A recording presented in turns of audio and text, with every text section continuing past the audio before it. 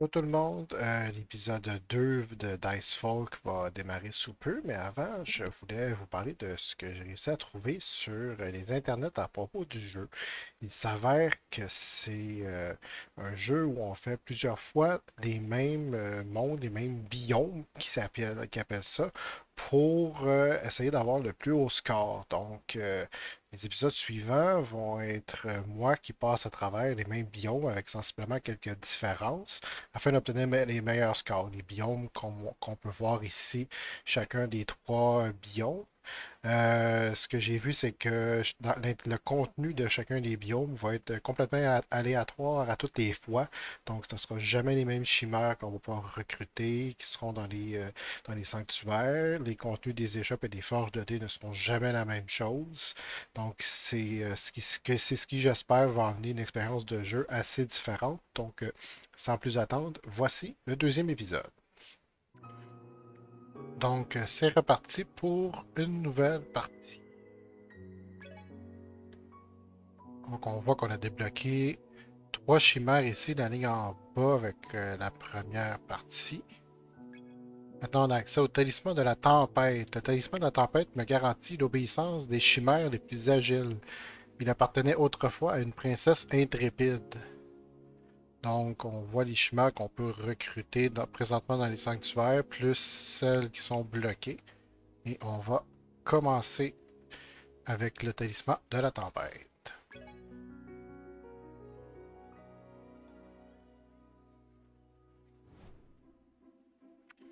Donc, ce qui nous attend, c'est en gros 4 combats. Et il y a un sanctuaire complètement en haut à gauche. On va aller ici à droite. Mais avant ça, on va regarder les chimères qu'on a au départ. Ok, c'est pas exactement les mêmes que dans le talisman du guerrier. Donc, ces chimères-là, c'est entrée ou sortie de tête inflige un dégât à un adversaire aléatoire. Et ça, le 1, c'est selon l'intelligence, qui peut être augmenté, je crois, de façon temporaire ou permanente avec des équipements. Donc, c'est bien d'avoir des chimères différentes. Donc, on va aller au combat ici.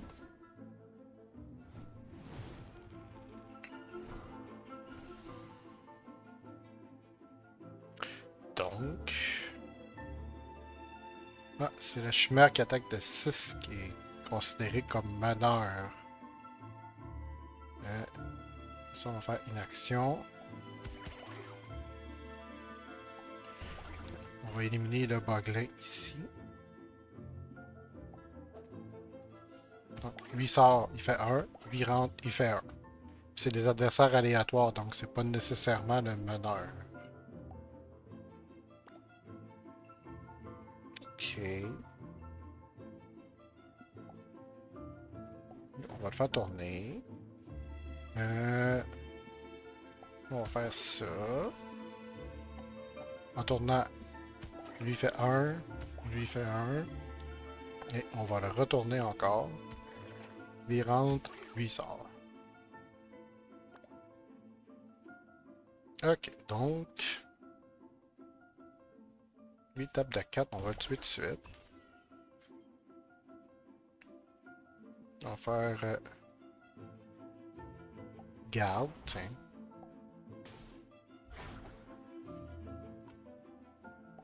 Ah, c'est vrai, lui a raté son attaque parce qu'il était déjà incapacité.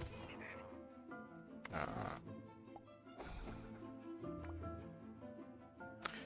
ok. Donc là, on va faire une attaque mutuelle.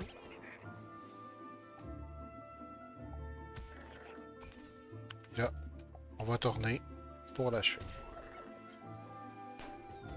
Bon, voilà.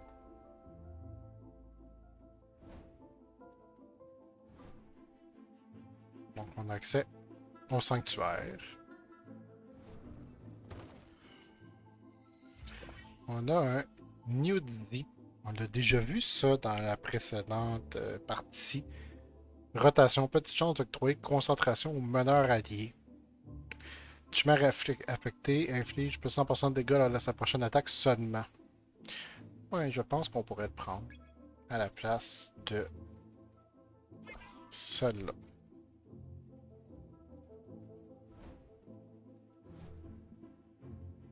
Donc là, les autres sanctuaires ont disparu. C'est devenu des tas de roches. On va aller voir le marché noir. D'accord. Bon voyageur, j'ai tout ce qu'il vous faut ici. Donc un dé qui attaque tous les. Un jeton qui attaque tous les adversaires. Euh, un jeton de soins complets. Si une chimère alliée, ça soigne entièrement. Et un mini dé joueur qui fait tous les effets de contrôle. Ce qui m'a fait remarquer qu'on a des dés de tempête maintenant. Dans la sixième phase du dé, il y a quelque chose de différent. Ça a l'air semblable. Puis ça aussi, je pense que c'est pareil comme le guerrier. Ici, comme objet, talisman sinistre. Début du tour s'inflige un dégât. Une fois équipé d'une image, cet objet ne peut plus être déséquipé. Ok. Pourquoi que je voudrais ça? Fève quantique. Fin du combat. Si envie, petit char augmenté d'une statistique aléatoire pour toujours. Ok. Sur moi, ça vaut la peine si c'est maudit. Et apparition, si les meneurs gagnent plus 2 intelligence pour le reste du combat, s'ils ne l'est pas, gagnent 2 de force. Ok. Ok, c'est intéressant de voir qu'est-ce qu'on a ici. On va aller faire un autre combat.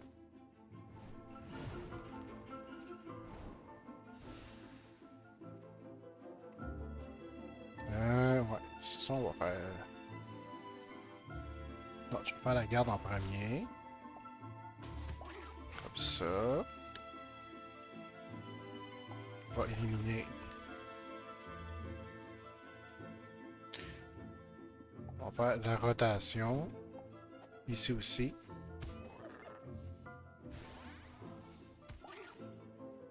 Donc là, lui, à concentration, il va taper de 2 fois ses dommages le prochain tour. Ah, vague d'énergie. C'est ça la sixième phase du dé tempête. Sans attaquer, le meneur inflige un montant de dégâts égaux à sa force à tous les adversaires. On va faire ça.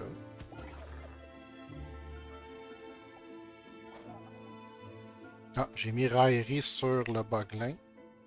Donc je vais être obligé d'attaquer le gars. Ou pas.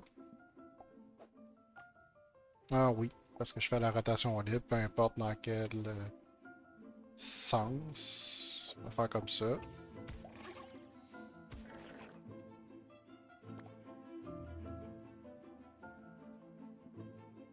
Mettre raillerie. Ah, il peut non seulement en avoir un rendu sur lui.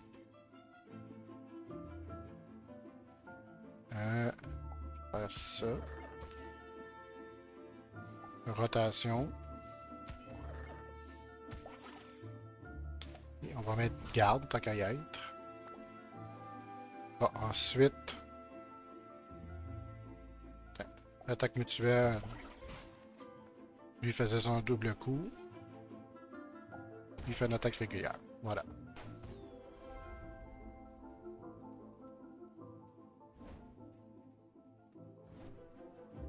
Oh, on a déjà déverrouillé l'emplacement du boss.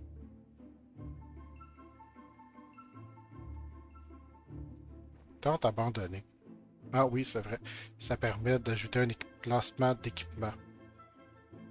On va le donner à Newdy, tiens.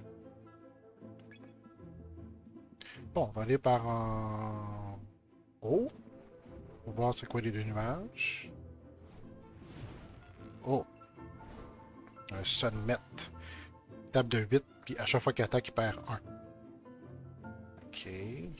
Oh, ça va faire mal, ça.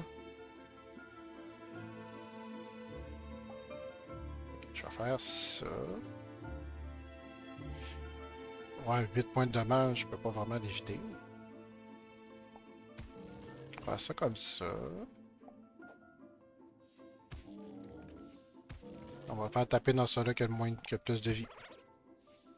Pas choix.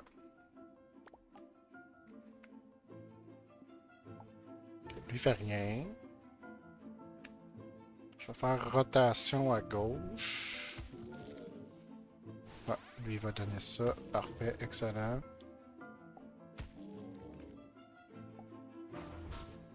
Je vais pouvoir me protéger avec garde. puis une attaque régulière, et voilà.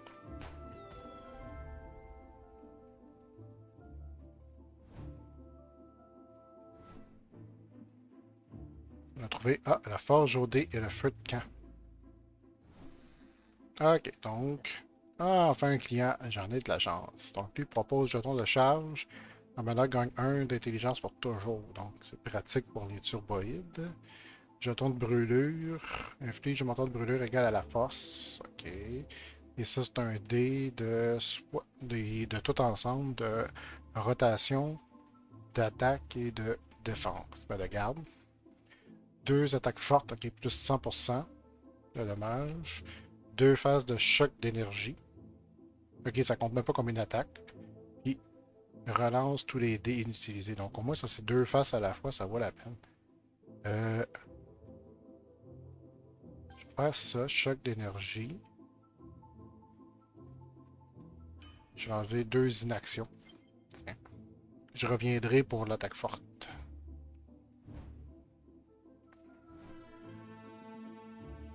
Le feu de camp, je pense qu'on va le garder pour la fin. Parce que ça soigne les chimères ou ça l'ajoute de l'équipement. Donc on va aller faire le combat ici.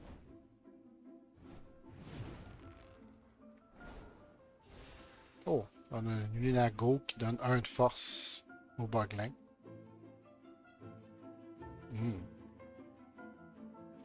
Ok, je pense qu'on n'a pas le choix. On va faire l'attaque mutuelle tout de suite. On va faire l'attaque téméraire. Rotation libre, ok. Ici, on va faire rotation à gauche.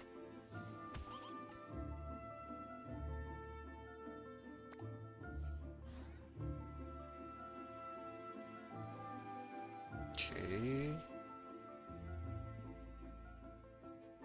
Pas le choix. Bon, au moins, on va achever le Nunago. Et rotation aléatoire.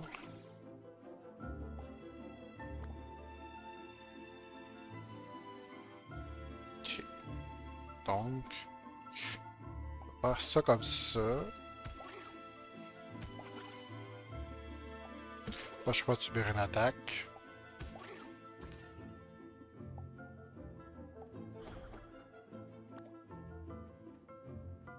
Et ça ici, on va l'achever.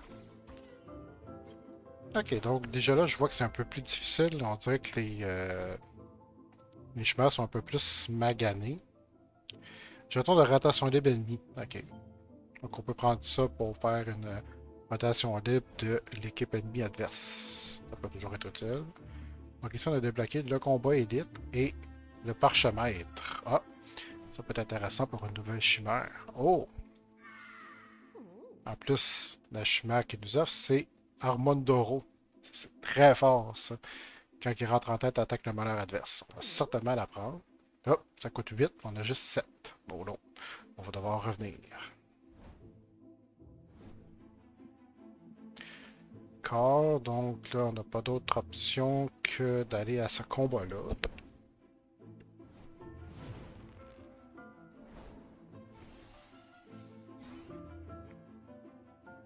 Ok, donc on va faire garde pour l'attaque mutuelle. L'attaque téméraire, la rotation libre, la rotation ici. Et lui, il n'a pas donné concentration à personne. D'accord. Donc, on va faire la vague d'énergie. Ça va éliminer le Lunago.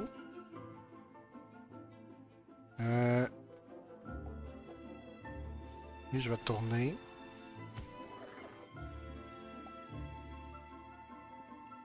C'est pas le choix de faire une attaque mutuelle.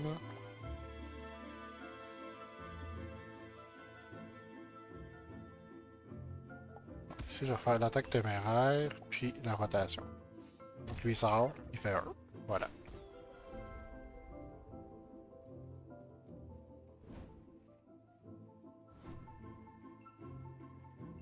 Donc là, on a débloqué 4 or et une broute baie, une amie. Donc on va soigner le Newtzy. Parce que je vais retourner au parchemêtre pour acheter le Armandoro et remplacer le Turboïde C en bas. Bon, voilà, l'équipe est pas mal plus solide. On va aller au Brut B. Octroie 1 de force à la chimère de votre choix, donc ça va être Armandoro. C'est permanent en plus. Donc, parfait. Un coffre. Cuir de monstre. Plus 15 PV maximum en passif et à chaque fois qu'il est attaqué, ça inflige 1 point de dommage. Ah. Je pense que ça vaut la peine de le mettre à l'Armandoro, vu que ça va être la source principale de dommages dans ce combat-là. Surtout que en faisant la rotation, le Newtzy a des chances de donner concentration de faire le double de dommages. Ensuite, 5 pièces d'or. Bon, ben, on va soigner les chimères. Donc, elles sont toutes pleines. Donc là, il nous reste le combat élite. On va aller faire ça avant de retourner à la forge pour acheter les dés.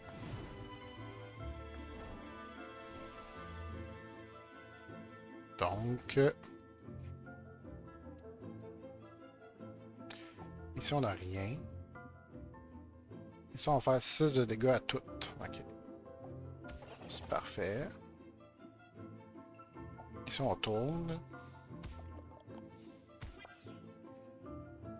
Donc, c'est vrai, je vois que j'ai plus de dés adverses qui attaquent le...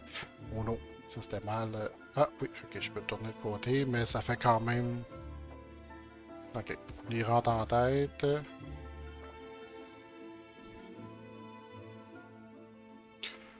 Et là. Ok.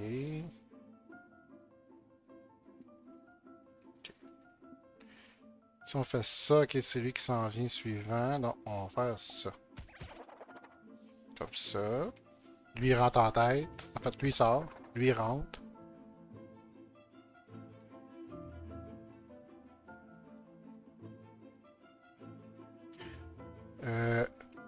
Je vais faire ça. On va donner un gros coup sur l'Armantis.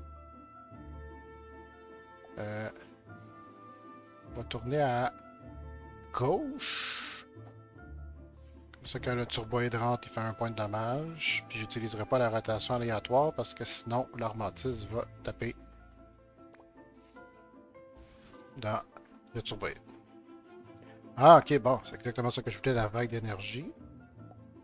On va éliminer le Chisli. Je vais les tourner à droite. Faire l'attaque mutuelle. Je vais faire garde. Je tournerai pas à droite. Ah, est-ce que je tourne à droite?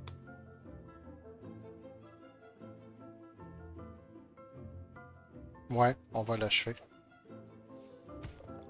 Il fait 1. Il tue ça. Là, j'ai plus de dés. L'Armantis va taper dans l'Armandoro, mais c'est pas grave, il y a plein de vie. Puis il s'inflige un dégât. Ok. Je vais faire garde. Les deux vont se taper dedans. Il va réattaquer.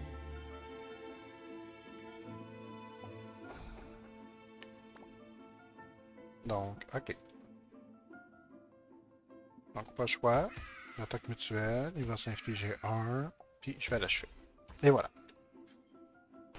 Donc, ça a été assez éprouvant ce combat-là. Les chimères sont quand même pas mal maganés. Ok, biscuit fourré, entré en tête plus 2 de force pour le reste du combat. Sortie de tête, moins 1. D'accord. On va le donner à Turboïde A. Et 2 faces de rotation libre. Donc, on va enlever une gauche puis une droite. On va les mettre libres. Voilà. Donc, avec ça, On va retourner à la forge au dé. On va acheter des faces d'attaque forte. On va remplacer 2 incapacités. Puis avec 8.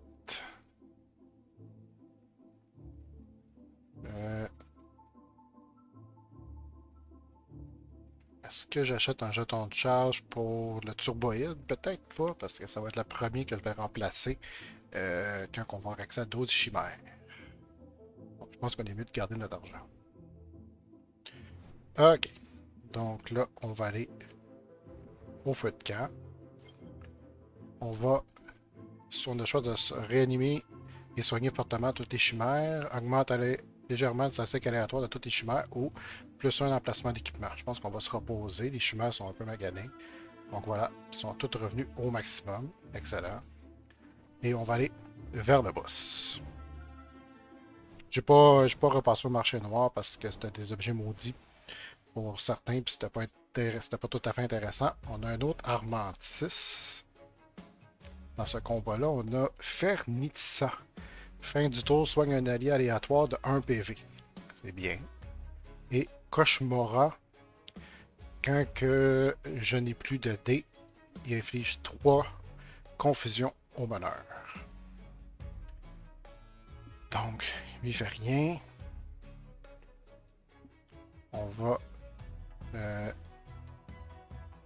Est-ce qu'on fait ça? Je vais faire garde. L'attaque mutuelle. Une attaque téméraire. Et on va le tourner.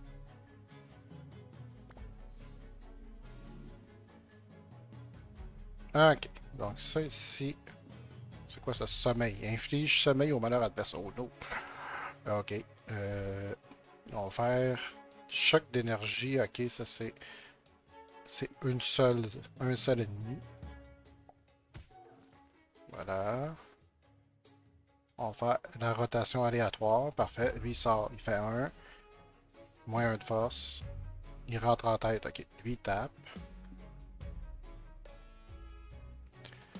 Je vais faire sommeil. Je vais faire l'attaque mutuelle.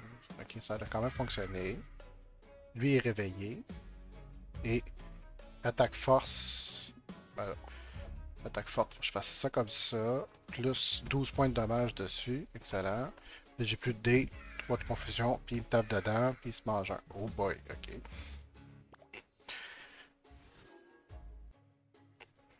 D'accord. Ici, on va enlever l'inaction. Je vais régler l'aléatoire tout de suite. Ok. Donc là, ici, il se fait 2 à cause de la confusion, puis 1 à cause de le truc en cuir. Ouais, 12 points de dommage sur lui. Faire rotation, tiens. Lui il rentre, il fait 1. 2 de force parce qu'il rentre en tête, plus concentration. Ah, c'est bon ça. Excellent, la vague d'énergie, là, il va faire 7 sur tout le monde. Je vais mettre garde. Je vais m'éviter une attaque. Espérant que c'était pas une attaque aléatoire. On va le faire revenir. OK. Donc, vague d'énergie, on va achever l'Armantis. On va faire l'aléatoire. Ah, c'est raté. Puis, je vais faire sommeil. Mais je vais faire tourner comme ça. Lui, il sort, il fait 1. Il perd 1 de force. Lui, il rentre, il attaque. Le Newdy n'a pas fait la concentration. C'est pas grave. Oh boy, là, on a 2 attaques mutuelles. Oh là là. Pas le choix.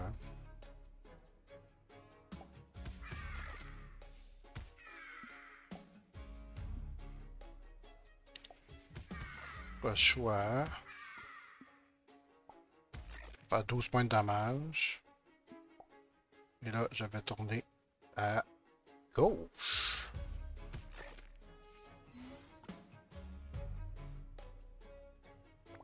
Ça, lui est encore endormi.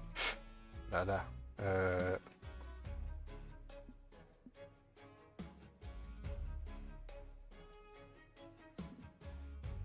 Faire l'attaque mutuelle. 16 points de dommage avec la concentration, c'est bon. Parce que justement, la première attaque a annulé le sommeil et on va l'achever avec ça.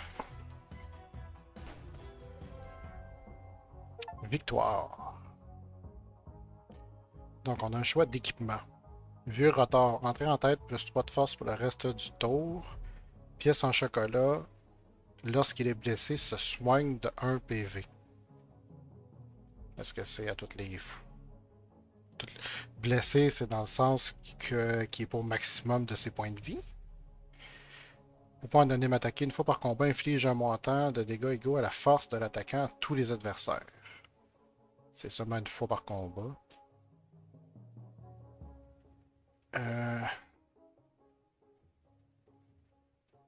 Je pense qu'on va prendre le vieux rotor. Ouais. Plus 3 en force pour le reste du tour. Pas choix. Ouais. On va prendre le rotor. Hop. Ici, j'ai mis le vieux rotor à l'Armandoro, attaque le meneur, plus 3 de force. Je ne sais pas laquelle va se déclencher en premier.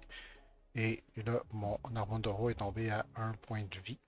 Mais il va se régénérer entre les deux biomes. Donc, c'est ce qui met fin à cette première partie.